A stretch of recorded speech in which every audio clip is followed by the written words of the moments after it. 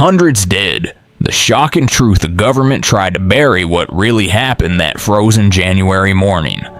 The air in Cache Valley, Utah on January 29th, 1863 wasn't just cold. It was a cold that bit to the bone. A cold that froze whiskey solid in soldiers' canteens. But the biting frost was nothing compared to the chilling scene that unfolded as the pale winter sun climbed over the eastern mountains. Where a bustling Shoshone winter encampment had stood, there was now a field of carnage. One witness, a Danish immigrant named Hans Jaspersensen, would later claim he walked among the dead and counted 493 bodies. Men, women, and children, all cut down. Colonel Patrick Edward Connor, the man who ordered the attack, officially reported over 224 Shoshone warriors killed. His men, the California Volunteers, suffered 14 killed outright, with 7 more dying later from their wounds, and dozens more crippled by severe frostbite. This was the Bear River Massacre, one of the deadliest and most brutal encounters between U.S. troops and Native Americans in the American West. It was an accident of war, not mere collateral damage. The sheer scale of death at Bear River, the preceding atrocities like the mutilation of a child, scream a truth far more disturbing than any sanitized military record. This was, as one account states, the calculated outcome of an attack on a people already pushed to starvation and desperation. How did it come to this? How did a valley known to the Northwestern Shoshone as Willow Valley, their ancestral ground for hunting and sustenance, become the stage for such a horrific event? The story of the Bear River Massacre is not a simple tale of heroes and villains.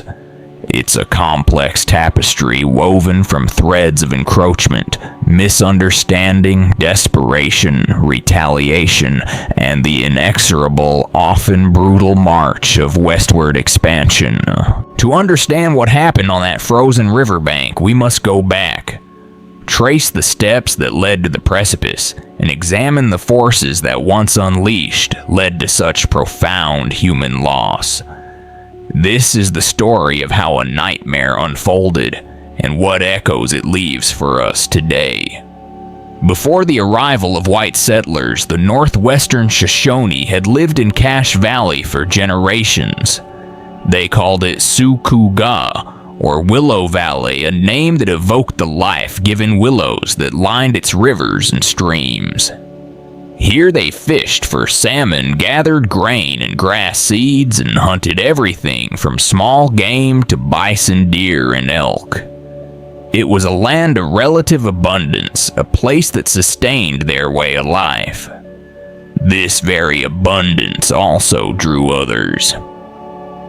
Fur trappers, legendary figures like Jim Bridger and Jedediah Smith, ventured into the valley, beginning to call it Cache Valley, a name derived from their practice of caching goods and furs there. Some of these trappers, familiar with its resources, even recommended the area to Brigham Young as a potential settlement for Mormon pioneers. Young initially selected the Salt Lake Valley, but Mormon settlers eventually did migrate north into Cache Valley.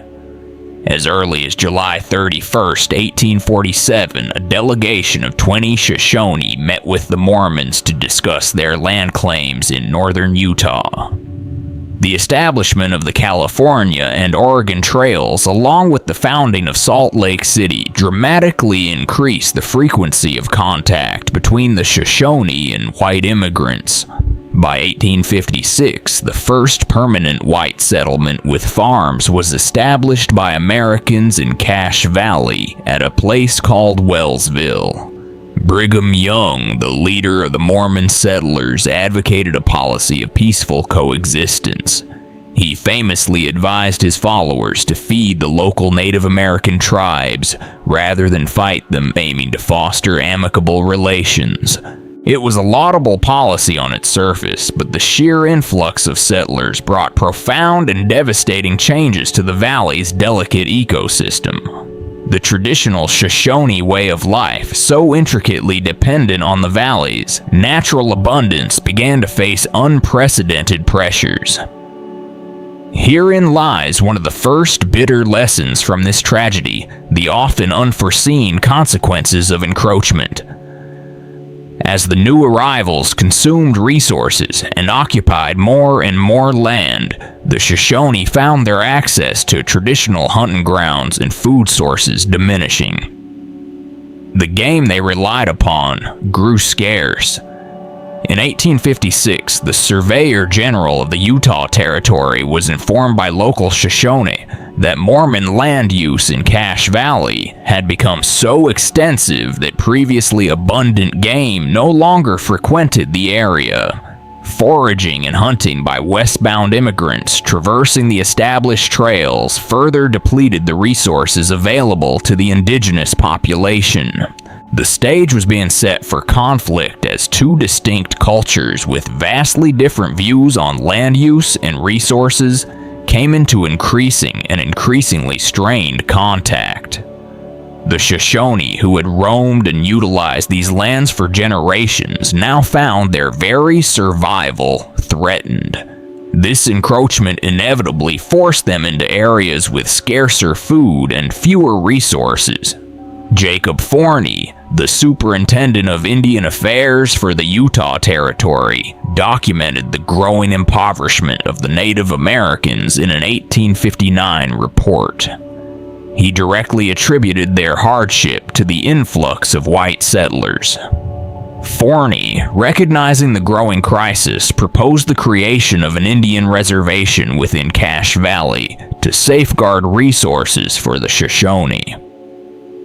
His superiors at the U.S. Department of the Interior, however, did not act upon his concerns or recommendations.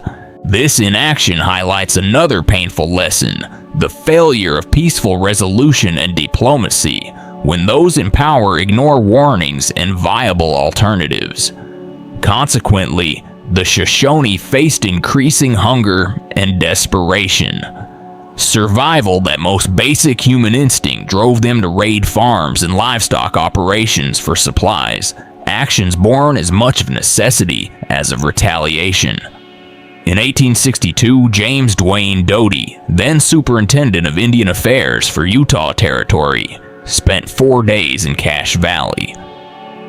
His report was stark. He observed Native Americans in great numbers in absolute starvation and destitution.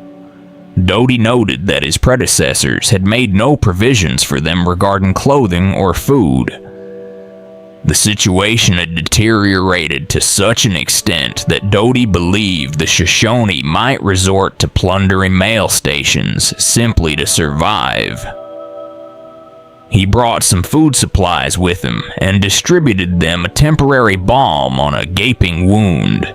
Doty further suggested that the Shoshone be provided with cattle, enabling them to become herders, rather than relying on begging or raiding for their existence. But again, these were suggestions, not implemented policies. The consistent depletion of their traditional food sources and the lack of effective governmental intervention created a volatile environment where conflict was becoming almost unavoidable. Then, a new disruptive element was introduced: gold.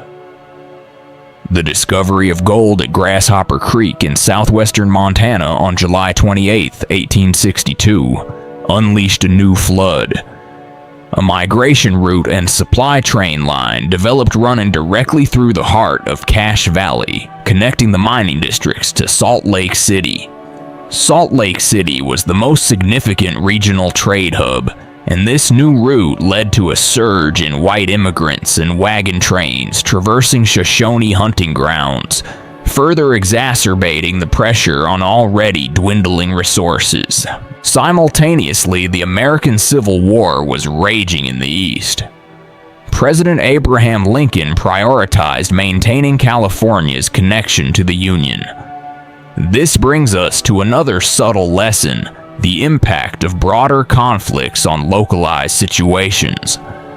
Neither Lincoln nor his War Department fully trusted the Mormons in Utah Territory to remain loyal, despite Brigham Young's telegraphed assurances.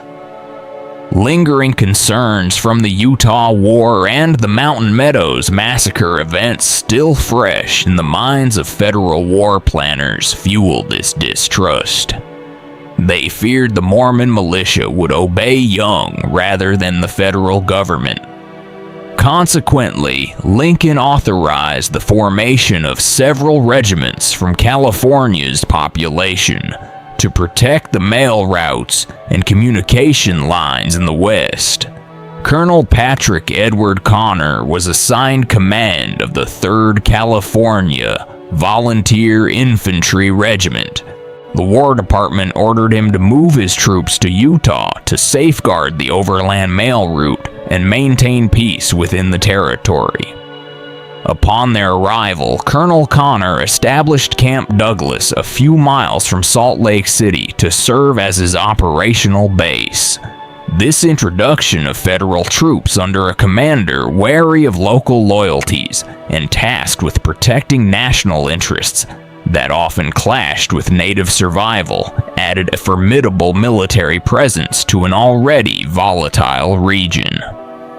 Connor's arrival signaled a shift from localized settler Shoshone tensions to a situation involving direct U.S. Army intervention. The tinderbox was primed. The summer and autumn of 1862 saw several incidents that escalated local tensions, each one a spark inching closer to the powder keg. These events, though relatively small in the grand scheme of a nation preoccupied with civil war, were deeply significant in Cache Valley. At Summit Creek, now Smithfield, a settler discovered one of his horses missing.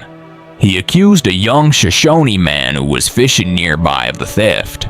Robert Thornley, Summit Creek's first permanent settler, vouched for the young Shoshone. Despite Thornley's testimony, a local jury convicted the Shoshone of horse theft, and he was subsequently hanged. Local histories recorded his name as Pugween, though later information revealed Pugween is a Shoshone word meaning fish. The executed young man was the son of a local Shoshone chief. A few days later, in an act of retribution, Shoshone warriors killed several young members of the Merrill family as they were cutting timber in a nearby canyon. This tragic sequence illustrates another painful truth: the devastating cycle of violence. An injustice perceived or real met with retaliation, which in turn provokes further vengeance. Earlier in the summer of 1859, near Fort Hall, a separate brutal event had occurred. An immigrant party of approximately 19 individuals from Michigan traveling the Oregon Trail was attacked at night. The survivors believed their attackers were Shoshone. Many of the immigrants were killed by gunfire. Those who escaped concealed themselves along the Portneuf River for 3 days until encountered by Lieutenant Livingston of Fort Walla Walla. Livingston investigated the scene and reported extreme brutality. According to the Deseret News issue of September 21, 1859, Livingston's dragoons found 5 mutilated bodies at the massacre site. One victim, a girl merely 5 years old, had her ears cut off, her eyes gouged out, and both legs severed at the knees. All indications suggested she'd been forced to walk on her severed stumps before succumbing. Such horrific acts, regardless of who perpetrated them, fueled fear and hatred on all sides. The cycle continued. On December 4, 1862, Colonel Connor dispatched Major Edward McGarry on an expedition to Cache Valley to recover livestock reportedly stolen by Native Americans. Upon sighting the approaching soldiers, the Shoshone fled.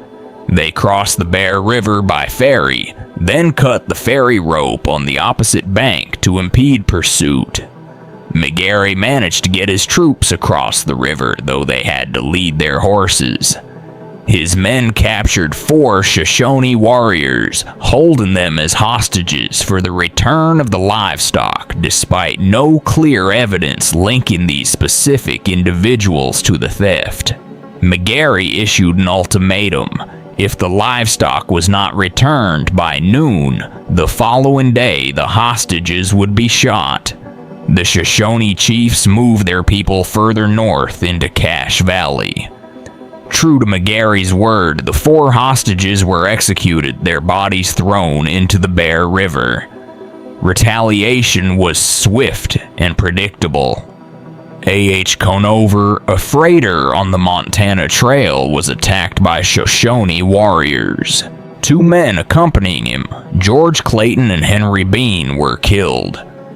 Upon reaching Salt Lake City, Conover informed a reporter that the Native Americans were determined to avenge the blood of their comrades murdered by Major McGarry and his troops. He stated the Shoshone intended to kill every white man they should meet on the north side of the Bear River till they should be fully avenged. Shortly thereafter, Shoshone warriors attacked a group of 8 miners on the Montana Trail. The miners had lost their way and ended up 2 miles west of the Shoshone winter encampment on the Bear River. Unable to cross the deep river, 3 of the men swam to the settlement of Richmond to obtain supplies and a guide. Before they could return, the remaining 5 men were attacked.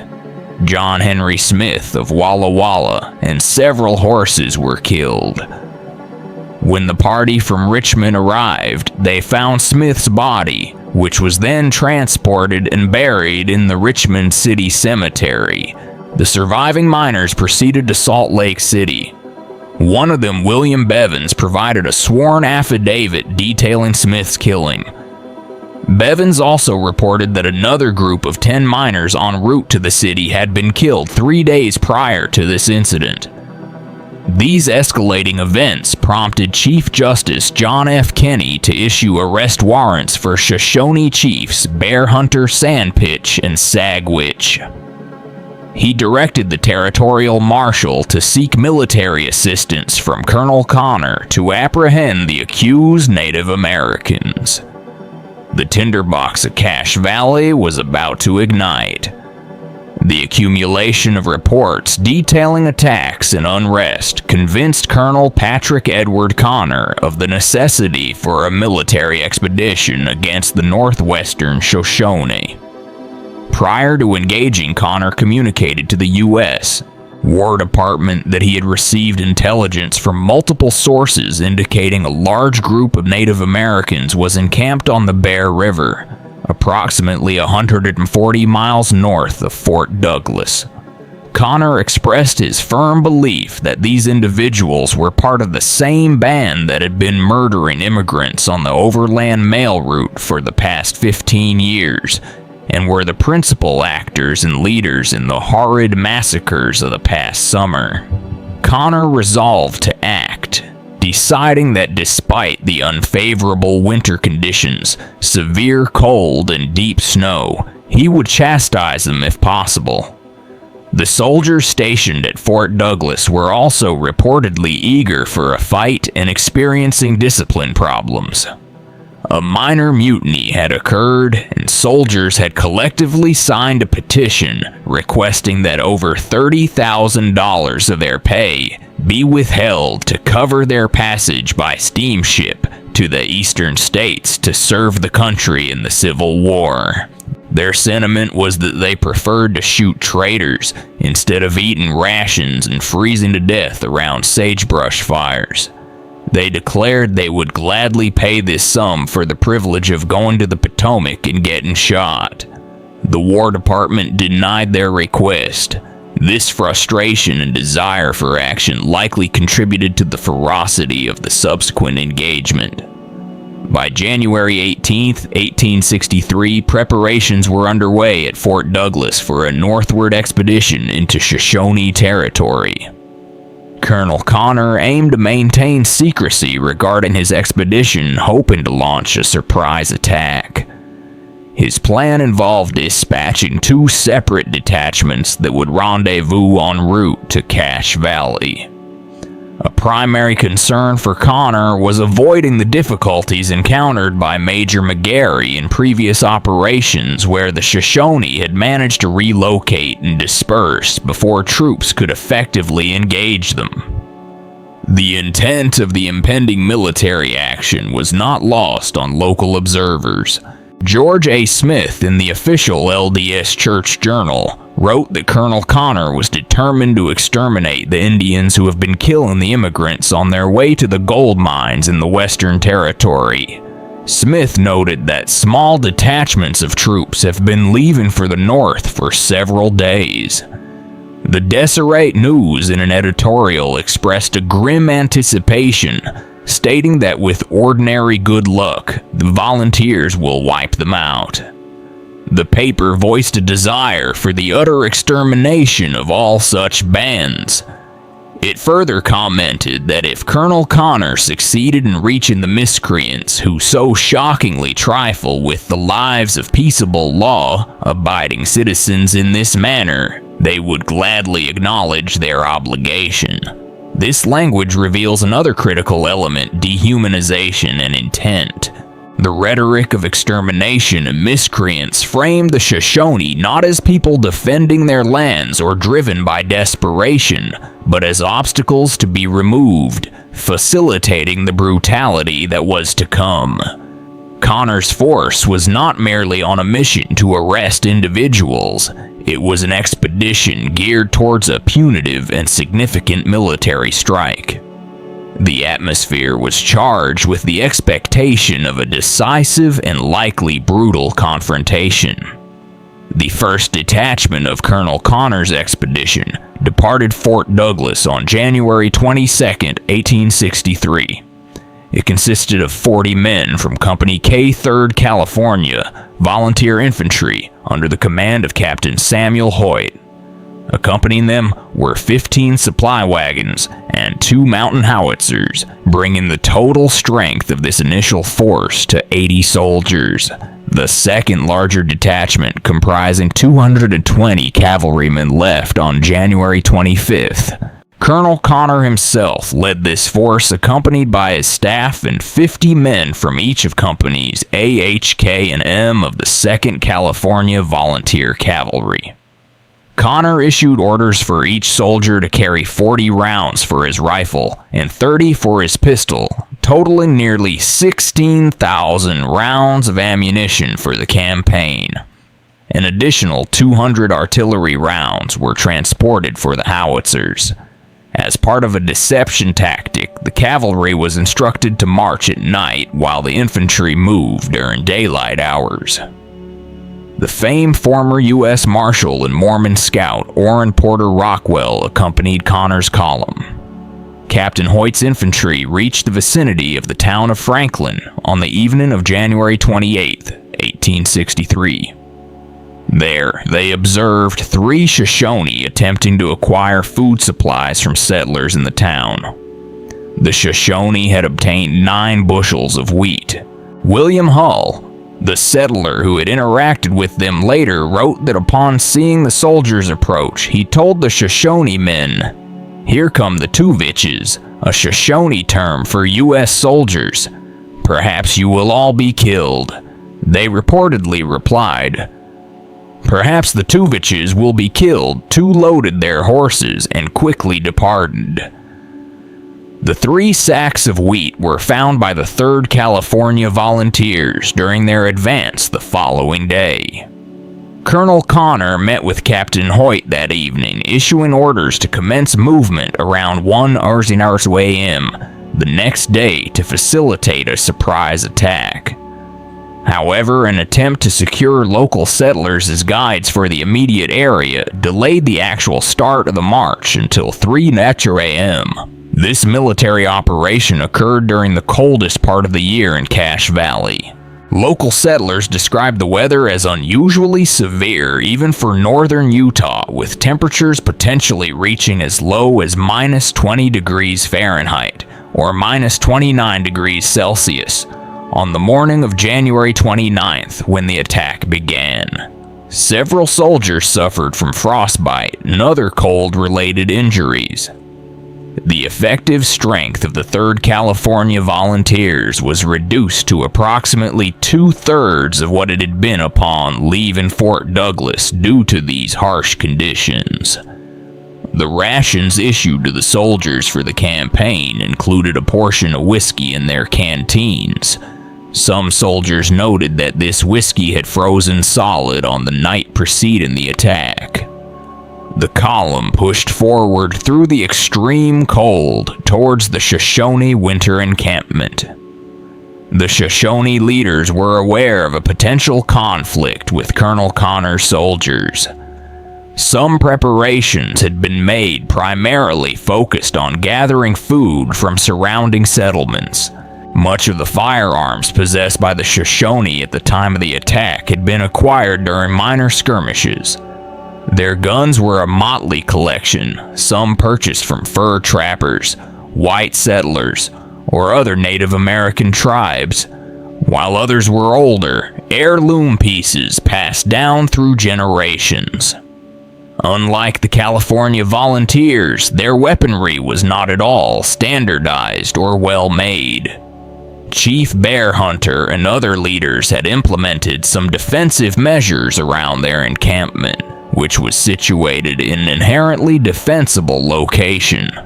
They utilized woven willow branches to create temporary screens, which served to obscure their positions and numbers. They had also excavated rifle pits along the east bank of Beaver Creek, a ravine that ran into the Bear River.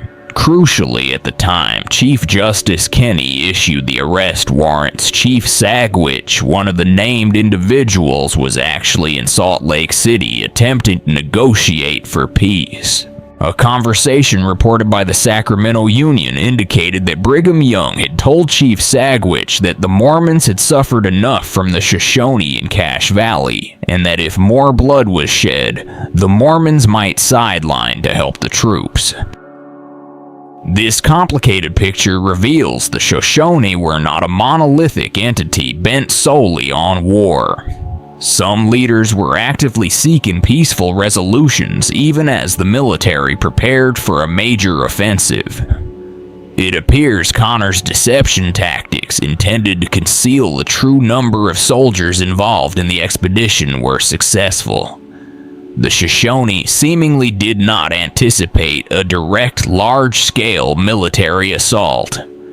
Instead, their preparations suggested they were anticipating a negotiated settlement, an opportunity for their chiefs to parley with U.S. Army officers and reach some form of understanding. This leads to another tragic lesson: the fatal consequences of misjudgment and miscommunication. This fundamental misjudgment of the Army's intentions and an underestimation of its strength would prove catastrophic for the Shoshone. While they prepared for a confrontation, their defensive posture and diplomatic efforts indicated they were not expecting the overwhelming force and aggressive tactics Connor was about to unleash. Their reliance on the natural defenses of their winter camp and the limited firepower they possessed would be severely tested. Major McGarry and the advanced cavalry units of the 2nd California Volunteers reached a Shoshone encampment at approximately 6:00 a.m., just as sunlight began to crest the eastern mountains. The severe weather conditions with deep snow and temperatures hovering around -20 degrees Fahrenheit delayed Colonel Connor's ability to organize his full contingent of soldiers into battle formation. Critically, the artillery, which would have been crucial for dislodging entrenched defenders, failed to arrive. The mountain howitzers were bogged down in a snowdrift 6 miles from the engagement site. Chief Sagwitch later recounted his observation of the Army's approach just before the first shots were fired. It looked like something on the top of the mountain, like a cloud. Maybe steam from horses. Maybe it was the soldiers they were talking about. The Shoshone camp was situated in a dry ravine, approximately 40 feet wide, naturally fortified by 12-foot-high earthen banks, into which the Shoshone had dug firing steps. Approximately 2/3 of Connor's force managed to cross the ice-choked Bear River. While Connor worked to expedite the river crossing for the remainder of his troops, Major McGarry perhaps impetuously dismounted his men and initiated a frontal assault on the Shoshone positions.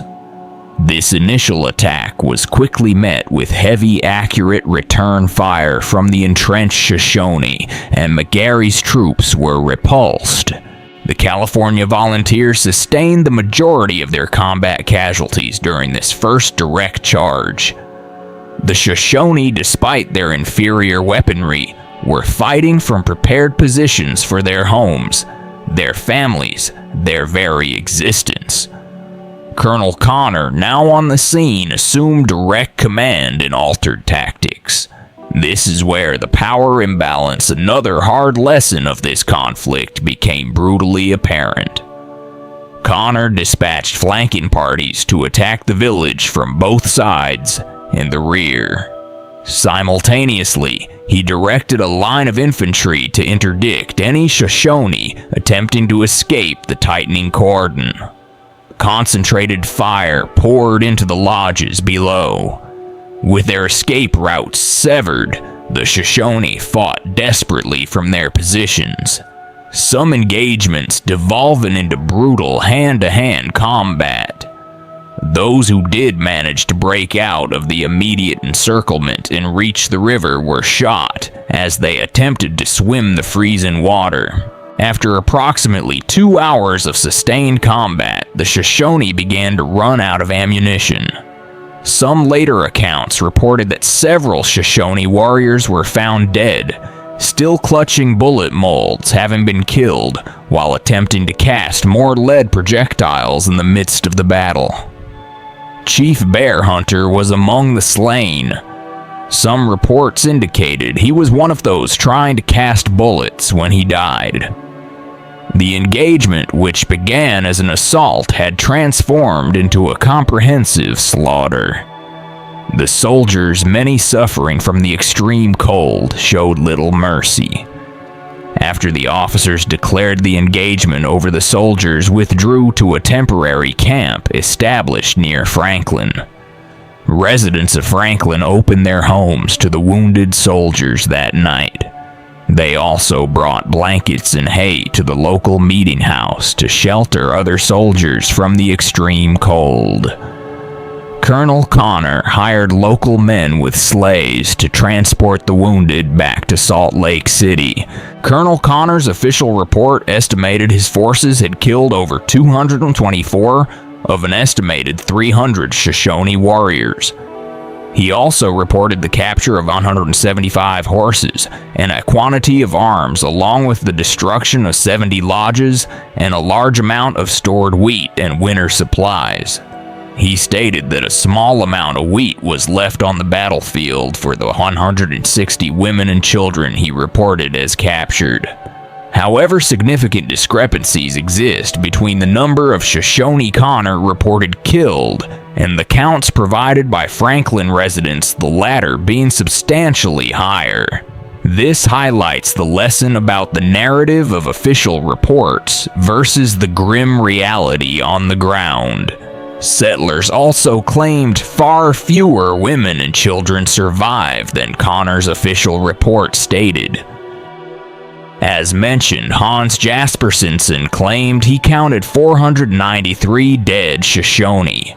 In 1918, Sagwitch's son Bishop Timbimbu stated that about half of the Shoshone present at the encampment managed to escape, and that 156 were killed. He added that 2 of his brothers and a sister-in-law were among the survivors. The exact number of Shoshone dead remains uncertain, but all accounts point to a devastating, catastrophic loss of life. Despite the immense number of Shoshone killed, some did survive. Chief Sagwitch, one of the leaders Connor had set out to chastise, managed to rally these survivors and keep his community from complete annihilation. Sagwitch himself was shot twice in the hand. He initially attempted to escape on horseback, but his horse was shot out from under him.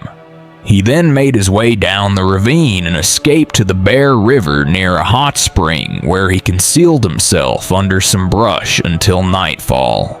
His son Bishop Timbimbu, often recorded as Bates or Bessup Tamo, was shot 7 times but miraculously survived, rescued by family members. Other survivors hid in the willow thickets along the Bear River, some feigning death. Sagwitch gathered the wounded they could find and built fires to keep them from freezing. The Bear River Massacre effectively marked the end of significant Shoshone influence in Cache Valley and the surrounding region. The friction between the Mormon population and Colonel Connor, however, persisted for years. Accusations arose concerning the harassment of non-Mormons in Utah Territory, and Mormons criticized Connor's efforts to introduce mining into Utah, viewing it as a disruptive force. In the aftermath, in a remarkable turn reflecting the complexities of survival and shifting alliances, Chief Sagwitch and many members of his surviving band chose to ally themselves with the Mormon settlers. They were eventually baptized and joined the LDS Church. It was a pragmatic decision, perhaps born from the ashes of devastation, a path to endurance in a world irrevocably changed. Newspaper accounts of the time portrayed Colonel Connor and the California Volunteers as heroes upon their return to Fort Douglas and within their home communities in California. Connor received a regular U.S. Army promotion to Brigadier General and a brevet promotion to Major General shortly thereafter. He continued to campaign against Native American populations in the West for the remainder of the Civil War, notably leading the Powder River expedition against the Sioux and Cheyenne. For many at the time, the events at Bear River were a victory, a necessary step in taming the West. But for the Northwestern Shoshone people, the events at Bear River inflicted a deep and lasting wound. This is the enduring lesson of such tragedies, the long-term trauma, and the necessity of historical reckoning. The Bear River Massacre remains a stark reminder of the brutal conflicts that characterized westward expansion. Its history prompts continued examination of the forces and decisions that led to such profound human loss, and the subsequent reshaping of entire communities and landscapes. The lessons are woven throughout this sorrowful tapestry, the dire consequences of unchecked encroachment and resource depletion, the tragic failure of diplomacy when peaceful avenues are ignored or subverted, the terrifying momentum of the cycle of violence where each act of aggression breeds another, the insidious power of dehumanization that paves the way for atrocity, the fatal impact of power imbalances and superior military might against a desperate people, the catastrophic results of misjudgment and miscommunication between cultures in conflict, the often sanitized nature of official reports versus the horrific truth on the ground, and the profound multi-generational trauma inflicted upon survivors and their descendants. The story of Bear River is more than just a historical account of a battle. It is a somber reflection on the cost of conflict, the price of expansion, and the enduring human capacity for both brutality and resilience. The snows of Cache Valley have long since melted over that terrible scene, But the echoes of that January morning in 1863 continue to resonate, urging us to remember, to understand, and perhaps to learn.